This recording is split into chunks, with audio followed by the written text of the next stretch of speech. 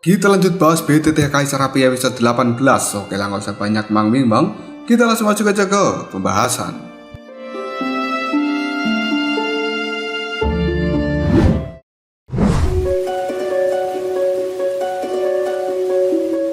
Xiaoyan telah berbisik kepada Yueru. Setelah segel yang melindungi, gugusan cahaya itu dilepaskan. Kau tidak boleh terburu-buru untuk mengambil tindakan. Meskipun sesuatu yang berada di dalamnya merupakan harta yang luar biasa, namun mereka semuanya adalah kentang panas. Jika kau mendapatkannya terlebih dahulu, maka hal seperti ini akan menarik bahaya terhadap dirimu sendiri. Yueru hanya menganggukkan kepalanya mendengar ucapan dari Xiaoyan, dan dia tahu bahwa orang-orang yang hadir di dalam tempat ini semuanya merupakan orang yang sangat kuat. Bagaimanapun juga, 7 harta itu akan menjadi rebutan bagi banyaknya orang yang telah hadir. Sementara Baisan hanya berkata dalam hati sambil memandangi Xiaoyan. Bocah muda bernama Xiaoyan ini tidak hanya luar biasa dalam bakat kultivasi, namun dia juga memiliki prestasi yang luar biasa di dalam pemurnian obat. Yang paling penting adalah dia memiliki wawasan dan juga pengalaman yang cukup menakjubkan. Ditambah lagi, dia tidak memiliki kesombongan seperti anak-anak muda yang lainnya. Prestasi di masa depan dari Xiaoyan pasti akan luar biasa karena dia sudah terkait dengan asosiasi alkemis. Maka diriku harus mengatakan bahwa keputusan yang diambil oleh Presiden Baisu adalah sesuatu yang tepat.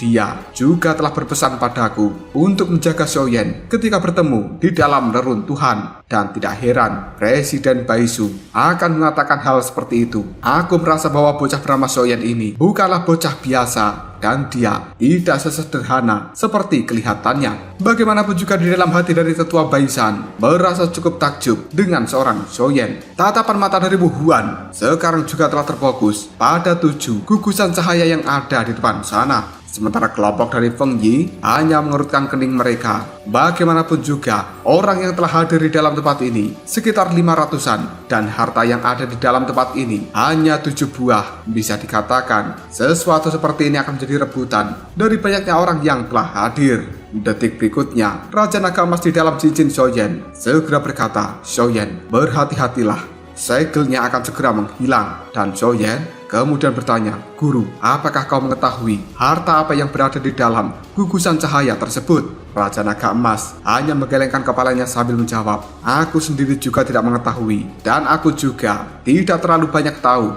tentang harta apa yang ditinggalkan di dalam reruntuhan ini." Tiba-tiba saja ada salah seorang berteriak, "Hei semuanya, lihatlah, segelnya akan terbuka." Baru saja salah seorang mengatakan hal itu, tiba-tiba saja, tar! Segel yang telah melindungi gugusan cahaya kini telah hancur dalam sekejap. Salah seorang telah langsung melompat dan bergegas menuju salah satu dari gugusan cahaya demi bisa mendapatkan hal itu. Namun, sebelum dia berhasil menyentuh gugusan cahaya, tiba-tiba saja, duar! Ledakan yang sangat besar pun terjadi karena sekarang gugusan cahaya itu sebenarnya telah langsung hancur, dan dari dalamnya telah keluar 7 gulungan yang memancarkan aura kuno. Banyak orang yang menyaksikan gulungan itu pun raut wajahnya dan juga tatapan matanya dipenuhi dengan keserakahan. Mereka pada akhirnya mengatakan sebenarnya itu benar-benar teknik bertarung tingkat immortal. Seluruh aula besar ini telah berubah menjadi keributan. Bagaimanapun juga, daya tarik dari teknik bertarung tingkat immortal adalah sesuatu yang luar biasa. Salah seorang pemuda berbadan besar yang tidak sabaran langsung melompat dan bergegas menuju salah satu gulungan demi upaya untuk bisa mendapatkannya. Pemuda itu pun tertawa terbahak-bahak sambil mengatakan, "Hahaha, teknik bertarung tingkat immortal ini adalah milikku." Si pemuda berbadan besar langsung mengulurkan tangannya dan berniat untuk mendapatkan salah satu gulungan. Meskipun begitu, banyak orang yang hadir di tempat ini hanya terdiam untuk melihat apa yang akan terjadi selanjutnya, karena mereka mengetahui pasti tidak mudah untuk bisa mendapatkan harta karun seperti itu. Dan akhirnya, beng beng beng, tubuh dari pemuda berbadan besar setelah menyentuh gulungan yang merupakan teknik bertarung tingkat immortal. Kali ini ada sebuah cahaya terang yang langsung menelan tubuhnya. Dalam sekejap saja, tubuh dari pemuda berbadan besar itu pun kali ini telah langsung hancur. Dia adalah orang yang berada di bintang 3 do di tahap awal. Namun ketika menghadapi cahaya yang dikeluarkan dari dalam gulungan bisa dengan mudah menghancurkan tubuhnya. Bahkan jiwa dari pemuda itu sekarang juga telah lenyap. Dengan kata lain, dia telah benar-benar menghilang dari dunia. Melihat adegan seperti itu membuat banyak orang merasa cukup lega, dan kemudian mereka berkata, untung saja bukan diriku yang maju untuk pertama kali. Jika tidak, mungkin nasibku akan sama dengan pria berbadan besar itu. Pada akhirnya semua orang hanya bisa terdiam untuk saat ini, dan tidak ada satupun yang berani melangkahkan kaki untuk maju dan mengambil 7 gulungan yang ada di depan sana. Suasana di dalam tempat ini telah berubah menjadi cukup sunyi. Namun tiba-tiba saja raut wajah dari banyak orang kembali dibuat terkejut. Mereka bisa merasakan ada angin yang tiba-tiba bertiup entah dari mana. Dan kemudian angin itu pun telah berkumpul di tengah-tengah aula, lalu berubah menjadi 7 sosok berjubah.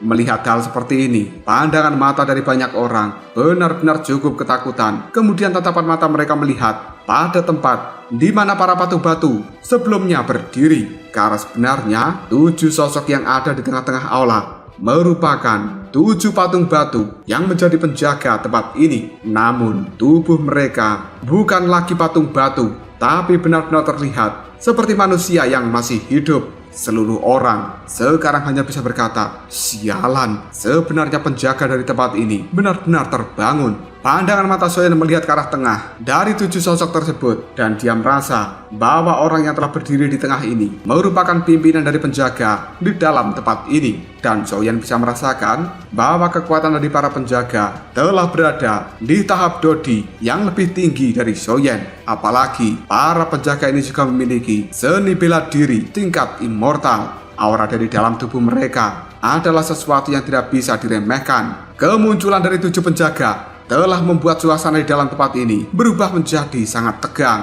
Detik berikutnya, pimpinan dari penjaga itu pun melihat pada banyak orang, kemudian mengatakan, siapapun yang berani menerobos masuk ke dalam kuil ini, maka kalian akan dilenyapkan. Setelah pimpinan dari penjaga berkata seperti itu, 7 penjaga kini telah mengeluarkan aura yang cukup dahsyat dari dalam tubuh mereka. Hal seperti itu memberikan sebuah tekanan yang luar biasa terhadap orang-orang yang telah hadir. Hal ini membuat raut wajah dari banyak orang terlihat ketakutan. Namun mereka semuanya juga tidak ingin menyerah karena sudah sampai di dalam tempat ini dengan susah payah untuk bisa mendapatkan harta karun dari reruntuhan. Sekarang banyak orang telah menggabungkan doki mereka dan kemudian berubah menjadi dinding penghalang yang cukup kuat. Akhirnya diar. Dinding penghalang itu benar-benar tertabrak oleh aura mengerikan dari 7 sosok penjaga. Sementara Wu Huan tiba-tiba saja berteriak, telapak tangan pembunuh api, hancurkan. Dia telah melemparkan serangan telapak tangan yang berubah menjadi naga hitam dan meluncur pada salah satu sosok penjaga. Detik berikutnya, bung, dar.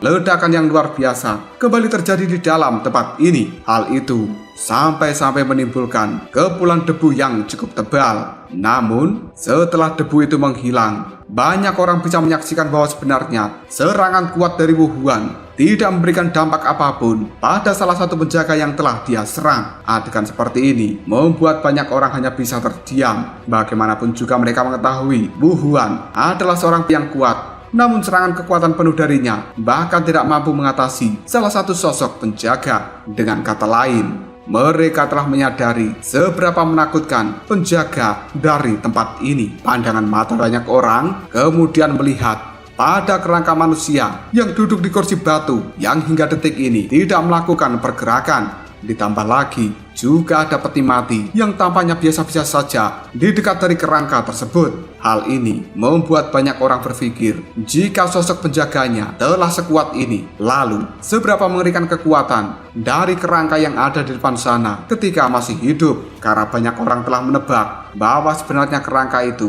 merupakan pimpinan dan juga pemilik dari tempat ini. Pandangan mata dari Soyen kemudian melihat pada pimpinan dari sosok penjaga yang sekarang telah mengambil langkah untuk mundur, dan dia kemudian duduk di sebuah kursi yang ada di belakang sana. Sementara 6 penjaga yang lainnya akan mengamankan tempat ini dan melawan banyak orang. Melihat pemandangan seperti itu, hanya membuat banyak orang terdiam dan tidak berani kembali melakukan pergerakan sekecil apapun. Kebuntuan seperti ini telah berlanjut untuk beberapa saat, sementara Wu Huan hanya bisa marah di dalam hatinya. Sialan, kenapa semuanya telah menjadi seperti ini? Bagaimanapun juga Wu Huan telah berlatih selama bertahun-tahun dan bahkan untuk bisa menguasai telapak tangan penghancur api. Namun dia masih tidak bisa mengalahkan salah satu sosok dari penjaga. Di sisi lain, Feng Yi hanya bisa mengepalkan tinjunya sendiri dan kemudian dia berkata, sialan, informasi yang kita dapatkan sebenarnya telah salah.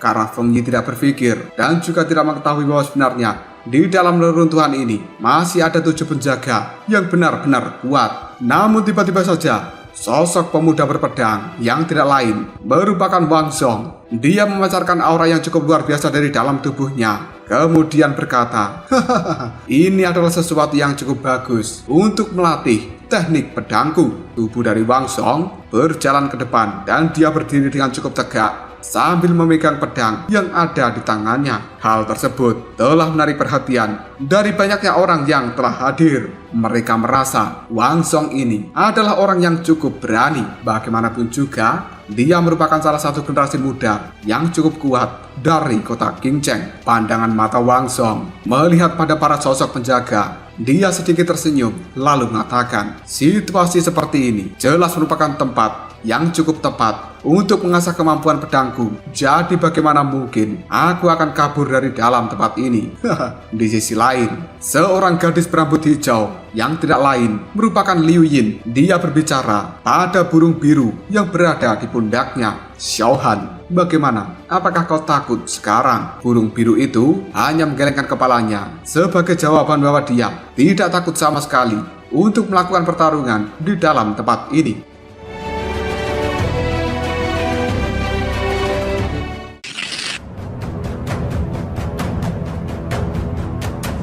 Detik berikutnya, seorang pria dengan badan yang sangat besar dan tidak lain merupakan Sun Ming tiba-tiba saja melompat dan maju, berdiri di samping dari Wang Song. Kemudian dia juga tertawa sambil berkata, sekarang semuanya telah menjadi semakin menarik saja. Sun Ming adalah maniak pertempuran. Dia tidak pernah takut sama sekali menghadapi para musuh yang bahkan lebih kuat daripada dirinya. Maka dari itu, kesempatan ini akan digunakan untuk Sun Ming mengeluarkan kekuatan terbesarnya secara membabi buta. Gadis cantik yang bernama Yao Mei sekarang juga telah maju. Hal itu segera disusul oleh Wu Huan, Feng Yi, dan juga yang lainnya. Banyak orang yang melihat pemandangan seperti ini hanya bisa mengatakan, Wu Huan dari keluarga Wu Cheng, kekuatan bintang 3 Dodi. Feng Yi dari keluarga Feng Lei, kekuatan di bintang 3 Dodi tahap menengah. Pemuda kuburan bernama Yan Wang, kekuatan bintang 3 Dodi tahap menengah. Wang Song dari kota Raja Pedang, kekuatan bintang 3 Dodi tahap menengah. Iblis Salju Yao Mei, kekuatan bintang 3 Dodi tahap menengah. Liu Yin dari kota 10.000 binatang, bintang 3 Dodi tahap menengah. Dan juga Sun Ming, bintang 3 Dodi tahap menengah. Mereka semuanya merupakan generasi muda yang cukup kuat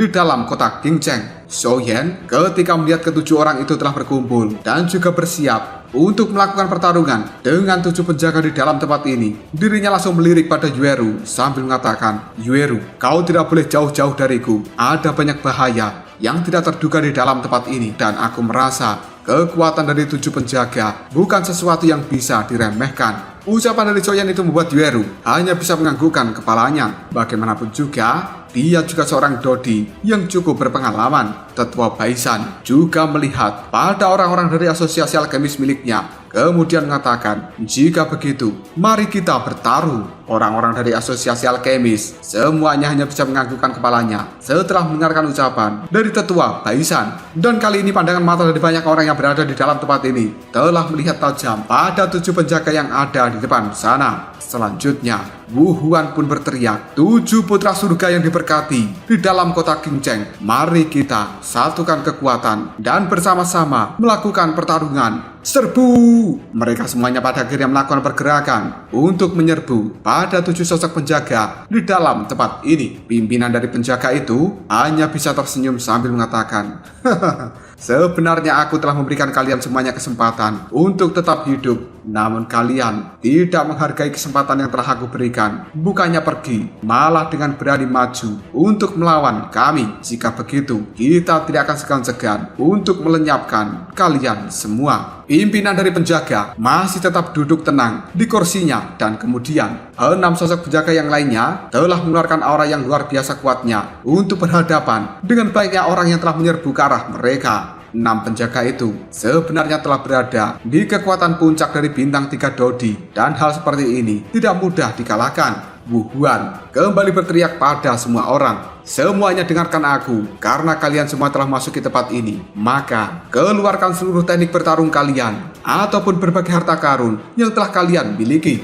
serta maksimalkan seluruh dogi di dalam tubuh kalian. Bagaimanapun juga, kita harus menyingkirkan penjaga tempat ini demi bisa mendapatkan harta karun yang berada di dalam aula besar. Dan aku yakin tidak ada satupun dari kalian yang berani meremehkan kekuatan dari sosok penjaga itu. Mereka semuanya telah berada di puncak dari bintang 3 Dodi, dan tidak ada satupun dari kalian yang berani berduel dengan mereka." Mendengar ucapan dari Wu Huan itu, pemimpin dari penjaga hanya tersenyum dengan acuh tidak acuh. Kemudian dia memberikan perintah, lenyapkan mereka semua. Pada akhirnya, ke-6 sosok penjaga langsung melesat ke arah depan untuk berhadapan dengan banyak orang. Sementara Feng Yi kali ini juga langsung berteriak, "Kalian semuanya dengarkan aku. Penjaga ini baru saja terbangun dari tidur panjangnya, dan mereka belum mendapatkan kembali kekuatan puncaknya. Ini juga merupakan kesempatan yang besar bagi kita." Feng Yi berani berkata seperti ini karena sebelumnya dia telah menggunakan kekuatan jiwa untuk melakukan pengecekan terhadap kekuatan dari para penjaga itu. Dan sebenarnya kekuatan dari para penjaga memang belum maksimal. Kali ini 6 sosok penjaga telah menyebar. Mereka kemudian mengeluarkan kekuatan yang langsung berubah menjadi angin kencang untuk memberikan serangan pada orang-orang yang telah hadir. Namun serangan seperti itu telah mampu diblokir oleh kekuatan gabungan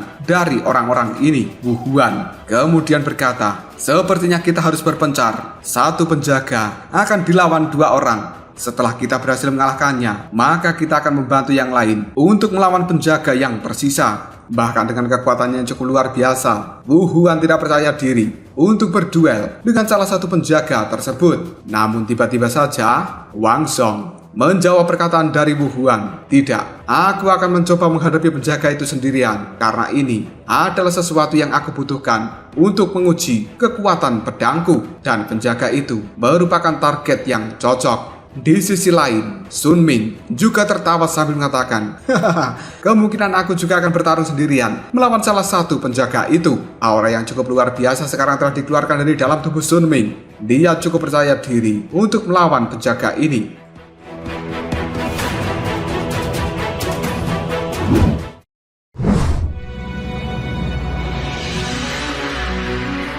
Bagaimanapun juga, Wang Song adalah putra kebanggaan dari kota Raja Pedang, dan Sun Ming adalah seorang maniak pertarungan. Keduanya memiliki kekuatan yang tidak bisa diremehkan. Sementara Wu Huan hanya bisa menganggukkan kepalanya ketika mendengarkan ucapan dari Wang Song dan juga Sun Ming yang telah memilih keputusan seperti itu. Akhirnya Wang Song pun melesat maju dan bertarung melawan salah seorang penjaga. Begitu juga dengan Sun Ming. Sementara Wu Huan sekarang telah bergabung dengan Yan Wang. Mereka berhadapan dengan salah satu penjaga. Di sisi lain ada Feng Yi yang telah bergabung dengan Yao Mei dan juga melawan salah satu penjaga. Sementara Liu Yin sekarang telah bergabung dengan Xiao Yan dan juga Yue Ru untuk melawan salah satu penjaga. Sementara orang-orang yang tersisa di dalam tempat ini semuanya juga telah bergabung untuk melawan salah satu penjaga. Ke-6 penjaga sekarang telah melakukan pertarungan dengan banyak orang. Sementara pimpinan dari penjaga tersebut hanya duduk diam menyaksikan pertarungan yang telah pecah di dalam tempat ini. Xiao Yan merasa tidak berdaya menghadapi situasi seperti ini. Awalnya Xiao Yan berpikir bahwa dirinya mampu melakukan pertarungan melawan salah satu penjaga hanya dengan Yue Ru. Namun Liu Yin malah bergabung dengan kelompok Xiao Yan. Meskipun kekuatan dari Xiao Yan tidak bisa dibandingkan dengan Wang Song, Sun Ming ataupun Yan Wang, namun dia bukanlah orang yang bisa diremehkan. Dan akhirnya pertempuran yang cukup luar biasa telah benar-benar pecah di dalam tempat ini. Xiao Yan telah mengeluarkan pedang kuno api surgawi miliknya, dan dia telah bertarung dengan cara yang cukup mengesankan. Liu Yin ketika melihat pemandangan seperti ini hanya bisa tersepona oleh Xiaoyan. Dia hanya terdiam kemudian memandangi Xiaoyan. Namun Liu Yin merasa bahwa Xiaoyan bukanlah orang biasa. Kekuatannya tidak tampak seperti yang terlihat di pandangan mata dirinya. Liu Yin merasa di dalam hati bahwa Xiaoyan ini jauh lebih kuat jika dibandingkan dengan semua orang yang telah hadir di dalam tempat ini. Ditambah lagi, Liu Yin juga mengetahui bahwa Xiaoyan memiliki binatang yang luar biasa dan tidak lain itu merupakan perwujudan dari Xiaoyi. Bahkan kekuatan Xiaoyi itu jauh lebih kuat jika dibandingkan dengan Xiaohan yang merupakan burung biru milik Liu Yin. Ditambah lagi, Liu Yin juga cukup bingung kenapa Yueru dari kota Qingzheng bersedia menjadi pengikut dari Xiaoyan, padahal kekuatan dari Yueru berada di bintang 3 Dodi tahap menengah yang sama dengan dirinya, dan itu juga dianggap luar biasa seperti Liu Yin sendiri. Namun pemikiran seperti ini tiba-tiba saja langsung dihilangkan. Bagaimanapun juga sekarang adalah saatnya bertarung, bukan mengevaluasi tentang Xiaoyan. Doki api yang cukup panas dikeluarkan dari dalam tubuh Xiaoyan. Hal itu kemudian disalurkan pada pedang kuno api surgawi yang ada di tangannya, yang membuat pedangnya menjadi semakin menakutkan. Pertarungan di dalam tempat ini telah berubah menjadi cukup intens, dan itu juga benar-benar kacau. Bagaimanapun juga, mereka adalah pemburu harta karun, dan untuk bisa mendapatkan harta karun yang berada di dalam aula besar, mereka harus benar-benar mampu mengalahkan para penjaga itu. Jika tidak, kemungkinan mereka hanya akan pulang dengan tangan kosong atau bahkan hanya pulang nama. Liu Yin telah bergerak dan kemudian dia telah muncul di samping dari Xiaoyan. Kemudian bertanya, "Xiaoyan, apa yang harus kita lakukan sekarang?" Xiaoyan hanya dengan singkat menjawabnya, "Apalagi yang bisa kita lakukan selain bertarung?"